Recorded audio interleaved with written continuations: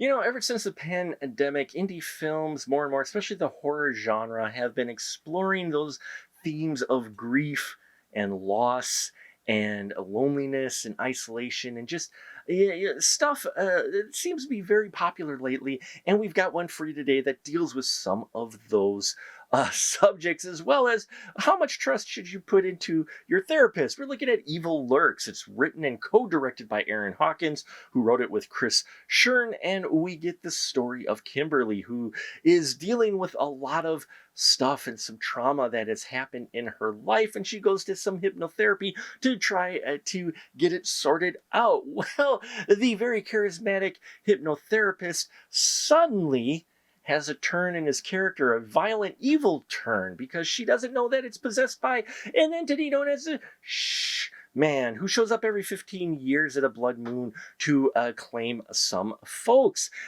Well, fast forward 15 years, she's been in the asylum. She's had a kid who's being taken care of by some foster parents, and it looks like the Man has returned to meet the offspring that is his after the assault that he ended up uh, uh, enacting on Kimberly 15 years prior. Yeah, Evil Lurks really takes on some heavy subjects here. And one of the things that I really was impressed with was the performance by the folks involved, especially Kimberly being played by Amanda Winston. I thought she did an excellent job in here. You feel her grief, her betrayal, her pain, all of that, her drive to want to protect her daughter.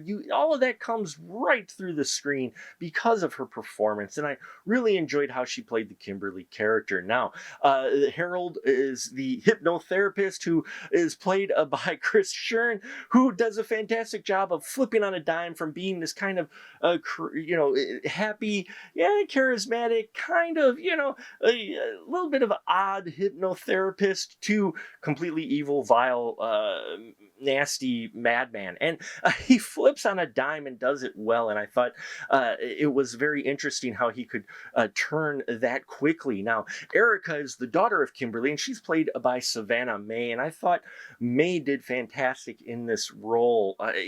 All of the performers do well with the roles they were given and how they were written. And the story was interesting. It does not shy away from the graphic events, but it also doesn't feel exploitive either. So they handle that with a bit of care, which I very much appreciate. Now, the only thing lacking, I would say, is maybe some budget, some little extra budget in here. The audio is rough in spots for this film, and the special effects, some of them look really good, and some of them, yeah, it kind of shows its budget a bit, especially when we get into the kind of nightmare world that Kimberly keeps getting pulled into. It's all composited in front of green screen, and some of it looks really good, and others, you're just like, okay, it wasn't too distracting, but it is there, and it's an aesthetic that you will run into when you're working on a limited budget. So I can completely understand, but I do have to mention it because for mainstream audiences or those not used to seeing indie films, it may be a bit of a distraction for you.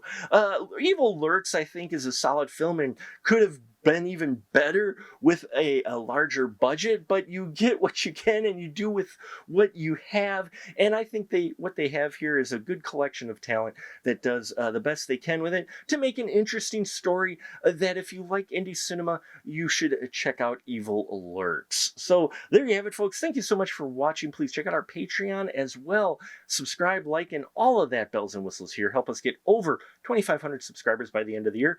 We can only do that with your support. So thank you very much. And until next time, remember, keep that ticket stub